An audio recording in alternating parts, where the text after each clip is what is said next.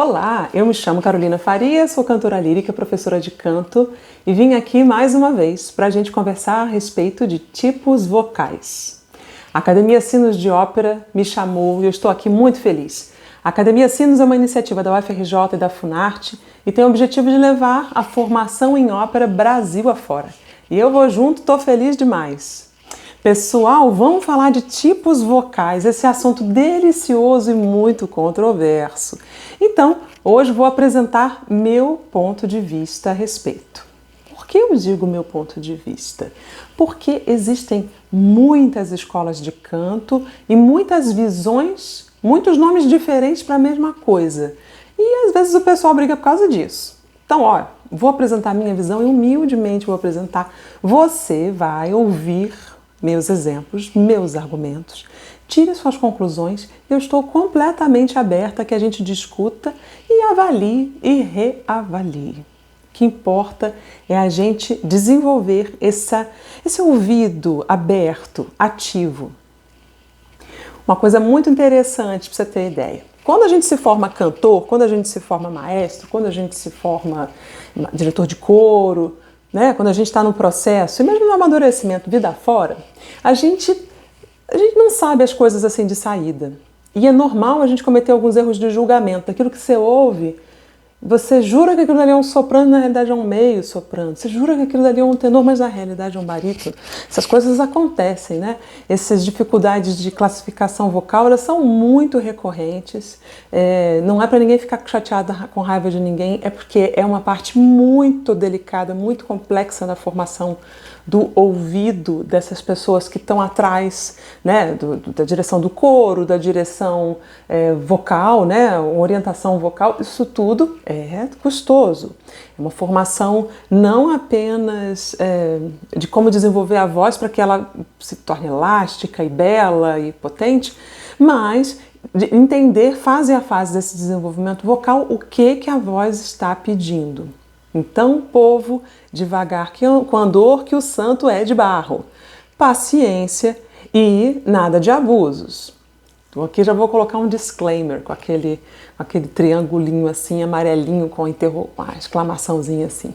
Ó, gente, foge de professor de canto que na primeira aula já está querendo te dar a grande área da Rainha da Noite ou a grande área da Traviata. Não é bem assim que a coisa vai, quem começa por cima é buraco. Então, comece com tranquilidade na sua formação e você não vai cometer tantos erros, porque erros são comuns, eles existem, no seu desenvolvimento vocal e na sua formação, tá? Tá dado o recado. Entrando no quesito voz, vamos falar de timbre. Timbre é um negócio que cada um tem o seu. É que nem impressão digital, ninguém é igual de ninguém, ninguém consegue copiar ninguém, porque o timbre é a tua assinatura. É o somatório da tua potência física com a tua potência psicológica, emocional. Então, natural que todo mundo goste, sei lá, da Maria Callas ou da Jessye Norman, mas é muito difícil imitar. Olha, impossível. Você pode talvez tentar chegar naquele som de alguma maneira, é sempre uma tentativa meio frustrada, viu? O caminho consolidado da formação dos cantores de canto ao longo dos séculos foi o desenvolvimento das competências, das potências individuais e, paulatinamente, isso é maravilhoso, eu que sou professora de canto, eu adoro isso, o timbre da pessoa vem, uma joia, e todo o preparo vocal, toda aquela força, elasticidade, tudo isso fortalece, faz com que o timbre desabroche como uma grande joia, uma grande flor. Isso é maravilhoso. Então, já vou avisando que o timbre é a assinatura de cada voz e é irrepetível e copiável. Extensão vocal é o quanto uma voz consegue esticar e encurtar. Então, extensão vocal são quantas notas cabem numa garganta. Extensão vocal, muitas vezes, é confundido com registro vocal, né? A registro vocal de meio soprano, por exemplo, vai ter uma determinada extensão de lá a lá, ok, né? E aquele lá a lá, nem sempre é lá a lá. Às vezes o meio soprano tem de fá até dó. É uma voz muito mais extensa. Ah, mas não, ela tem dó, então ela é soprano. Não, não, peraí, gente. Eu disse para vocês, devagar com andor. Por quê? O registro vocal é a atribuição, o nome, o selo, o rótulo. Ai, detesto essa palavra, mas vamos ter que usar. Que você leva a vida fora para que as pessoas façam menos besteira ao te contratar. Tá? Então, você vai usar o rótulo sou meio soprano para a pessoa, se ela tiver uma parte um pouquinho mais aguda, ela conversar com você antes de sair, achando que você vai poder fazer aquilo. Então, extensão vocal tantão que você consegue esticar e encurtar. Registro vocal é o teu selo. E tessitura tem íntima ligação com o registro vocal. Porque a tessitura do italiano, tecido, material, é o teu material vocal. É onde fica o teu centro de voz, o centro gravitacional da sua voz. Recapitulando. Tessitura é o teu centro confortável. Registro vocal é o nome que te dão. Você é meio soprano, você é barítono, você é baixo profundo. Registro vocal. Extensão vocal são quantas notas tem na sua garganta. Ora, posso ser um soprano e não ter um dó e mesmo assim ser um soprano? Sim. Vamos abordar isso mais pra frente, tá? Isso acontece.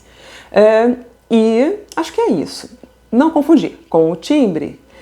Essas coisas, na hora de você equilibrar uma voz, isso tudo entra em jogo. Porque às vezes a pessoa ela tem um timbre de um tipo de voz, mas a extensão de outra, e aí? Como é que a gente faz? Aí a gente vai entrar nessa coisa deliciosa que são as nuances psicológicas dos personagens. E olha, na ópera tem espaço para tudo que é tipo de voz, tudo que é jeito de voz. Se a voz é barulhenta, se a voz é pequenininha e delicada, se ela tem coloratura, se ela tem uma altíssima resistência, se é uma voz que cansa um pouco mais rápido, mas ela tem muita agilidade, facilidade sobre agudos. Tudo tem espaço para todo mundo, tá, gente? Mas é importante avisar a todos, todo mundo, que para ser cantor de ópera você precisa ter uma certa resistência vocal, um certo preparo para encarar o rojão, que não é brinquedo, certo? Então, para você pisar no palco de ópera, não pise no palco de ópera, a não ser que você esteja realmente bem preparado. A saúde vocal é altamente comprometida se o artista não estiver bem preparado. Brinco com os meus alunos que é basicamente fazer crossfit enquanto você pinta afrescos na Capela Sistina. As duas coisas, é muito delicado e muito técnico e, por outro lado, é muito exigente fisicamente. Então, se você quer se profissionalizar como cantor de ópera, abre o olho para isso, combinado?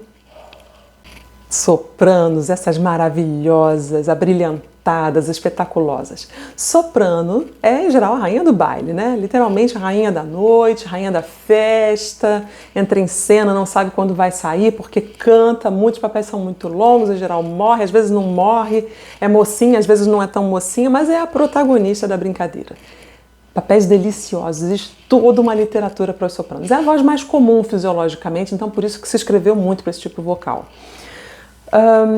Os sopranos, assim como os outros tipos de vocais que eu mencionei, são classificados em dramático, lírico e coloratura. Entre o dramático e o lírico existe o spinto. Entre o lírico e o coloratura e o ligeiro, existe o lírico ligeiro. Não vou entrar tanto nesse critério, porque como eu mencionei também a respeito dos meios-sopranos, é comum que com o tempo a voz adquira a capacidade de flutuar, né, de transitar entre esses tipos vocais. Combinado? Claro que é raro você ter uma coloratura que termina a sua carreira cantando dramático, mas é comum você ter uma coloratura que vai terminar a sua carreira cantando como lírico, ou uma voz lírica que estreia como lírica e termina a sua carreira como spinto, ou então mesmo dramático. Isso acontece. Acontece também, como eu mencionei nos vídeos anteriores, que além do desenvolvimento, alguns pequenos acidentes de classificação vocal aconteçam e a pessoa descubra maior facilidade de cantar nesse ou naquele registro. E tudo bem, tá? Ninguém é culpado, ninguém vai ficar chateado com ninguém. É um exercício também de buscar gente que te ouça, que te treine, que te escute, que te dê uma resposta, um feedback muito apropriado, e aí você vai encontrar sua rota vocal. Mas voltando aos nossos tipos vocais, né? Vozes dramáticas, vozes de soprano dramático, tem essa característica, como eu falei lá do tenor dramático, de poder, facilidade de atravessar uma orquestra sem medo, sem problema, né? Quando a gente pensa em uma voz como essa, a gente vai pensar em Kirsten Flagstad, a gente vai pensar em Jessie Norman, famosérrima, maravilhosa. Atravessava uma orquestra sem menor perigo, sem o menor problema. Você não vai ver, por exemplo, esse fenômeno acontecer na voz da Nathalie Dessay, um soprano coloratura, uma voz mais delicada, Sabine Devieille. Vozes delicadas, de dessus, como a gente chama a voz de soprano coloratura na ópera francesa. Uma voz mais mignon, mais delicadinha, etc. Então, você tem uma diferença assim, bem clara entre esses tipos vocais. Mas e a voz lírica? Como eu falei da voz do Pavarotti. É aquela voz que, pá, é a estampa. Essa voz é o miolo da classificação vocal. Quando você ouve, você logo diz, isso é um soprano. Isso é um soprano e é um timbre muito importante, tem uma característica de ser uma voz importante. Eu particularmente amo todas as vozes, mas a voz de soprano lírico, quando é bom demais, viu, gente? Estou pensando aqui em Renata Tebaldi, Renata Scotto, estou pensando em Leontyne Price. São tantas, né? Irmgard Siegfried, porque existe uma qualidade diferente, né? Povo a povo, escola a escola de canto, o conceito de soprano lírico, dramático e coloratura e dos tipos vocais também muda um pouco, porque a forma como a gente fala, ela determina como que a gente vai se conformar fisiologicamente, né? Então, o povo brasileiro fala a língua portuguesa, evidentemente, mas eu não sei se você já reparou, nos mais diversos lugares do país você tem acentos diferentes, né? Você tem timbres vocais que às vezes são mais recorrentes nessa ou naquela região por causa desse desenvolvimento fisiológico específico, né? Ó, eu sou do Rio de Janeiro. Eu acho que você logo percebe que eu sou do Rio de Janeiro, porque eu falo aqui, ó, mais grave. É natural no lugar onde eu moro as pessoas falarem assim, então estou eu aqui falando desse jeito. Talvez se eu tivesse nascido em outra parte do país, por escuta, né, por adquirir essa vocalidade local, a minha voz desenvolvesse determinada característica, né? Lembra do que eu falei lá do tenor espanhol? Quem sabe não seja a forma de falar do povo que faça uma certa conformação fisiológica. Não sou fono, não sou especializada, não posso meter a pata nesse assunto, mas fica aqui uma interrogação e um ponto para a nossa reflexão. Então, como eu estava falando, esses tipos vocais, de localidade para localidade, vão receber uma forma um pouco diferente de classificar. Quando você ouve Irmgard Siegfried, que foi um soprano lírico alemã muito padrão dentro do conceito alemão de soprano lírico, e a compara a um outro soprano lírico, sei lá, Anita Cerquetti, uma grande cantora da década de 1950, você diz, uau, mas são coisas muito diferentes essas vozes. São, porque são vozes distintas de lugar para lugar. Alemanha, Itália, dois lugares diferentes. Isso também vai acontecer aqui no Brasil. De lugar para lugar a gente tem gostos, né? A gente às vezes gosta de ouvir uma voz um pouquinho mais cheinha, ou uma voz um pouco mais brilhante. E é uma questão de desenvolvimento mesmo de gosto. Então, se você tem um tipo de voz e se sente um pouco chateado, de, poxa vida, mas ninguém acredita que eu tenho tal tipo de voz, será que eu estou enganado? Talvez não, talvez você só esteja oferecendo o seu canto num lugar onde o gosto é um pouco diferente. Esse é um assunto interessante para a gente tratar quando for falar de carreira um dia, combinado? Bom, gente, eu acho que eu já falei, dei um apanhadão. Vamos colocar os exemplos aqui para vocês escutarem a respeito dos sopranos. Qualquer dúvida, eu estou à sua total disposição. Se não está explicado direito, fala. Pede, Carol, não entendi. Explica de novo. E eu coloco a resposta aqui nos comentários. Isso daqui é um conhecimento vivo, combinado, pessoal? Estou à sua inteira disposição para a gente fazer disso daqui uma rede de aprendizado. Como eu sempre digo, aquilo que eu te ensino, eu espero que te torne mais próspero e mais feliz. Um beijo grande, tudo de bom. Vozes intermediárias. Esse é um vídeo sobre vozes intermediárias. Contratenor, contralto e meio soprano. Ora, Carol, por que você não fez um vídeo do meio soprano junto com o soprano?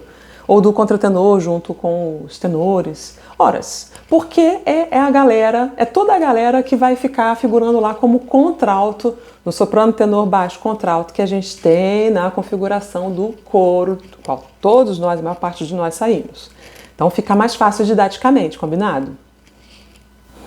Voz de contratenor é uma voz interessantíssima, porque eles fazem um som a partir da segunda oitava vocal, numa oitava de cabeça.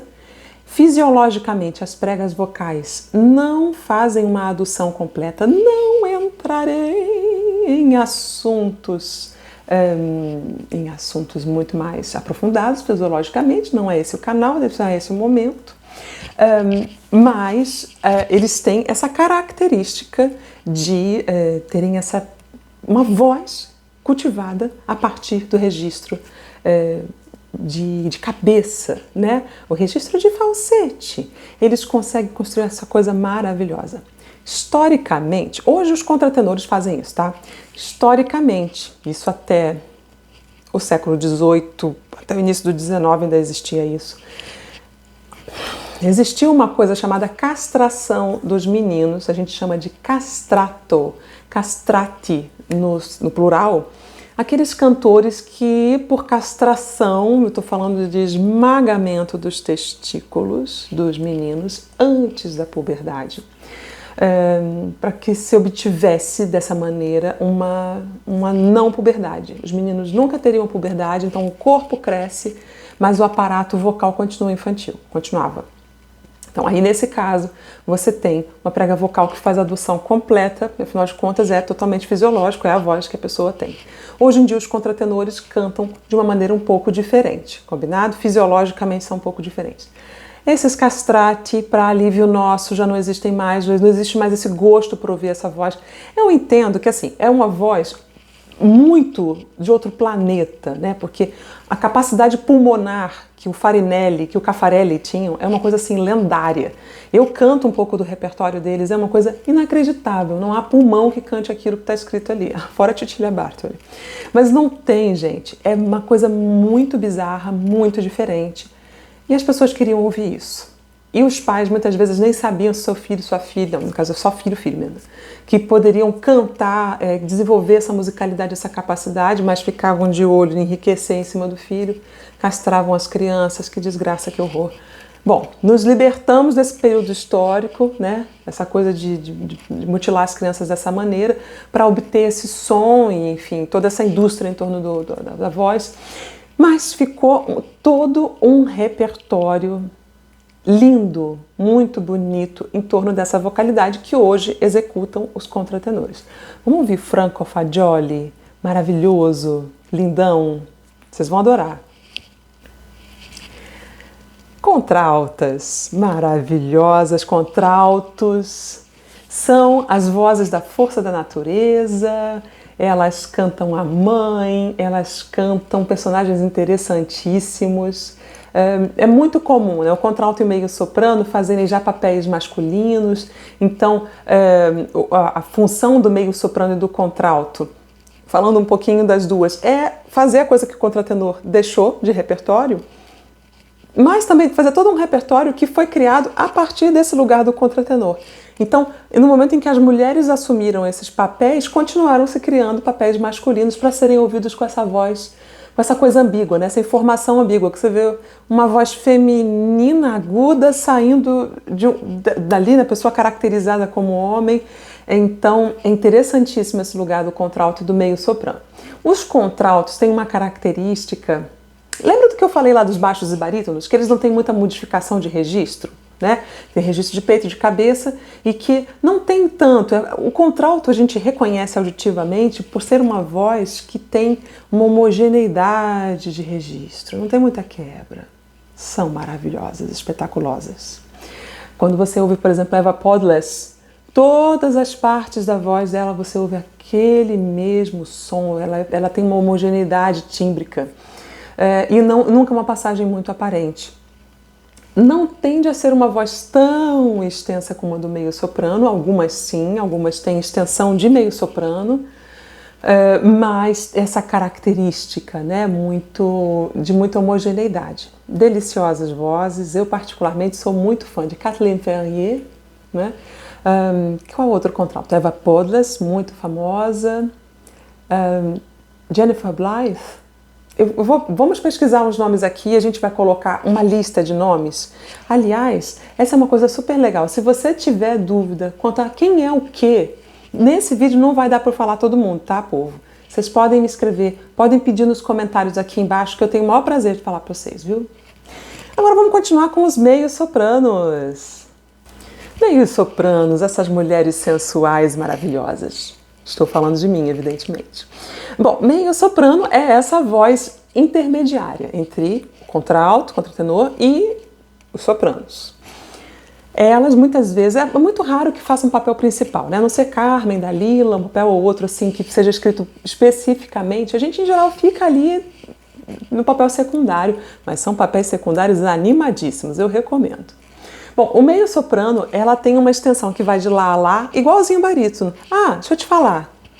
Já notou? Você vai ver, né? Nos quadrinhos que a gente vai colocar aqui, você vai ver que tenor é de dó a dó, soprano é de dó a dó, meio soprano é de lá a lá, barítono é de lá a lá.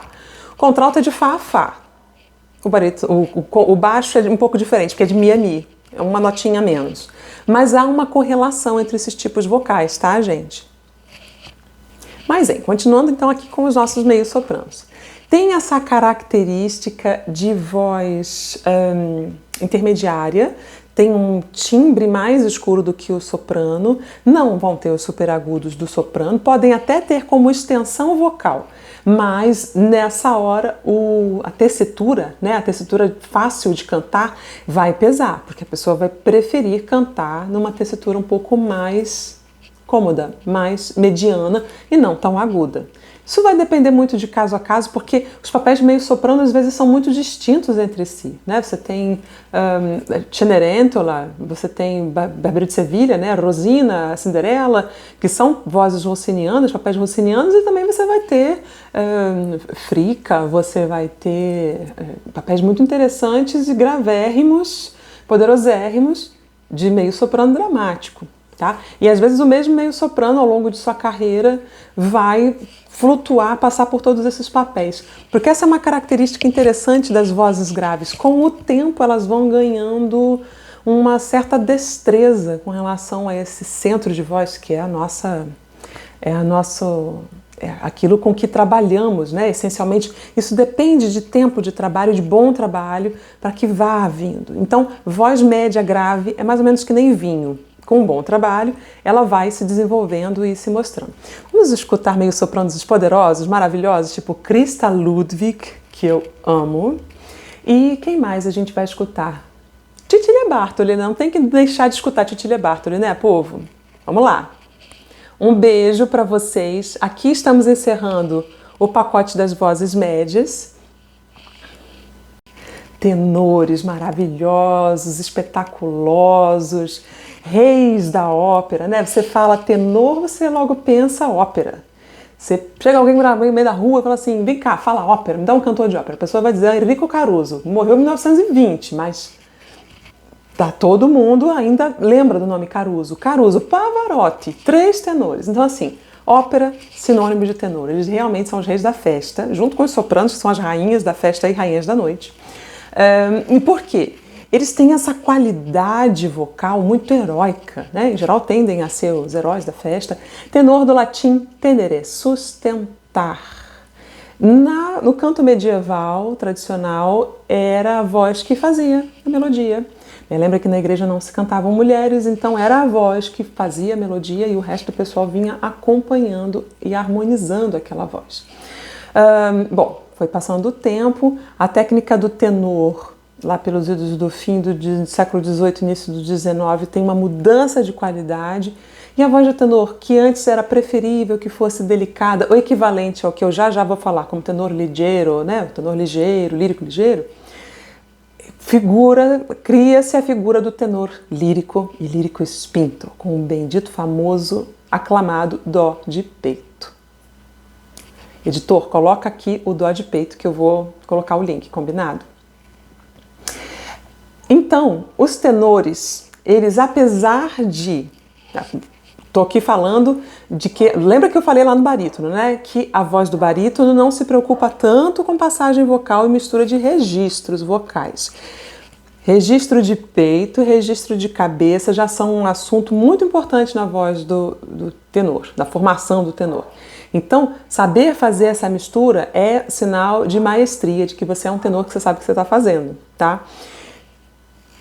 Essa é a qualidade comum para todas as vozes. Mas tem vozes mais escuras, como Ramon Vinay, John Vickers, meu Deus, quantos tenores gramáticos maravilhosos a gente tem por aí.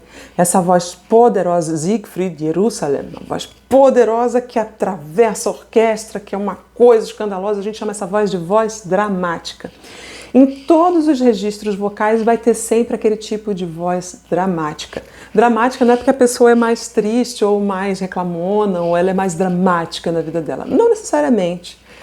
Até porque, em geral, o cantor de ópera é tudo mais dramático, todo mundo, né? Ok. Mas a voz dramática, ela tem essa qualidade, essa característica, essa capacidade de atravessar uma massa orquestral absurda sem grandes dificuldades. E por isso os compositores abusam e escrevem coisas realmente para mostrar essa característica. Tá aí um exemplo que a gente vai colocar agora, o dueto de amor do Tristão e Isolda. As vozes líricas. Bom, se a gente pensa no tenor lírico, a gente pensa em Luciano Pavarotti, né? O grande tenor do século XX, super famoso, chiquérrimo, maravilhoso, vitaminado, que tem essa característica já não tão poderosa, né? Barulhento, feito a voz dramática, mas que ele apresenta o seu cartão de visita. O agudo do tenor lírico espinto é famoso. E tenor lírico, a gente já entende que é a voz lírica, né? Todas as vezes que você tem uma denominação lírico, que significa que é aquela voz assim de miolo do registro vocal. Você diz assim, essa é a voz.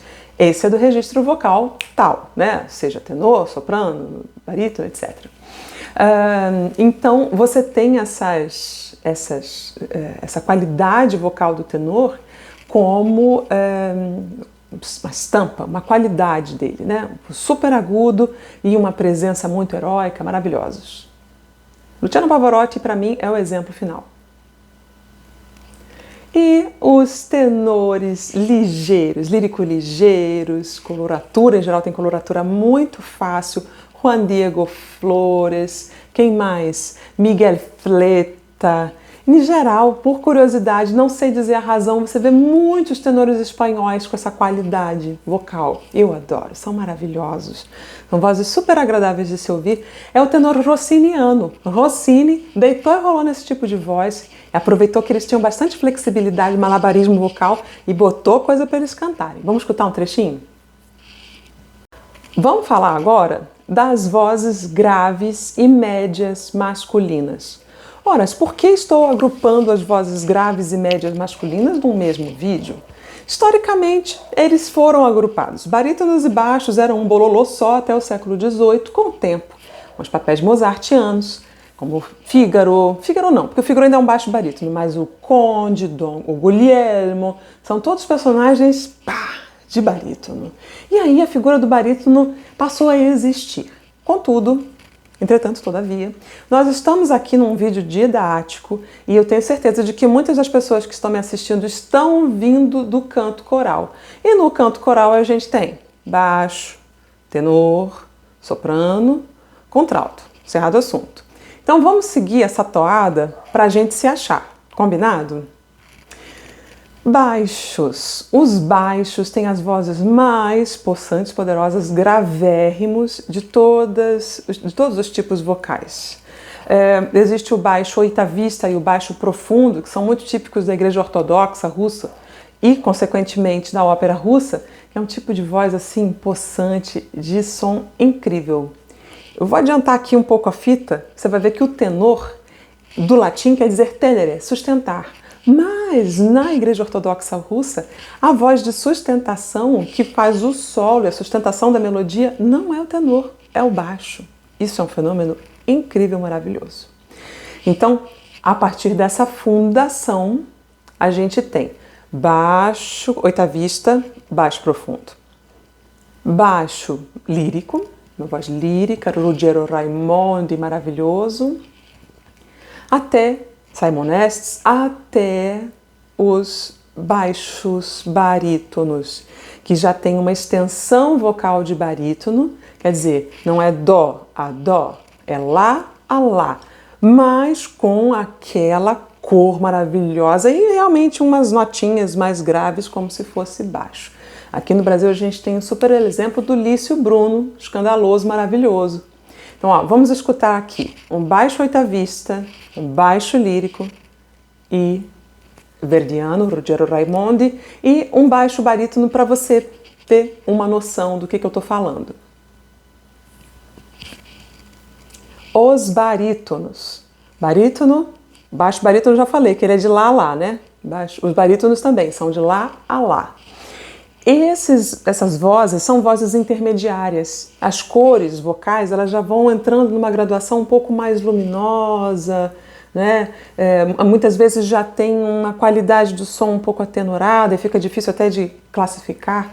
No musical, por exemplo, existe uma classificação vocal que é barytenor, que é a mistura de barítono com tenor, né? No âmbito de ópera, a gente tem o barítono Martin, no fim dessa classificação de todos os barítonos, né? O barítono lírico, o barítono coloratura, rossiniano e tal, até o barítono Martin, que é o barítono francês, né? Gérard Souzet, por exemplo, é um super exemplo de barítono Martin, que tem uma voz mais delicada, mas não necessariamente soa como um tenor. Ele realmente tem uma qualidade de delicadeza no timbre. Uma outra razão pela qual eu estou agrupando baixos e barítonos é que eles têm uma emissão essencialmente de peito. Não vou entrar neste assunto neste instante de nossas vidas, combinado? Agora eu estou em câmera lenta, o que é isso? Passei a mão no vídeo e ele ficou em câmera lenta. Não sei o que houve. Editor, corta essa, tá?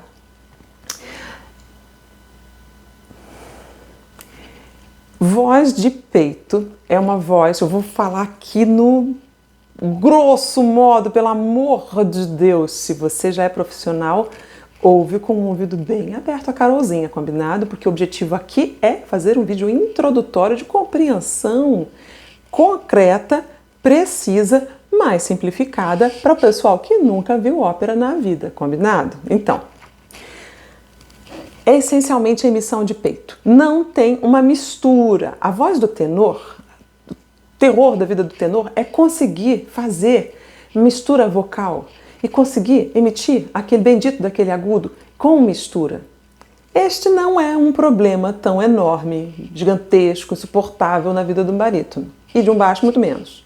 Então, estamos agrupando aqui para você entender que isso tem referência lá com a voz de baixo que tem no coro da igreja, que tem no coro da sua associação, do seu coral, do clube, tá?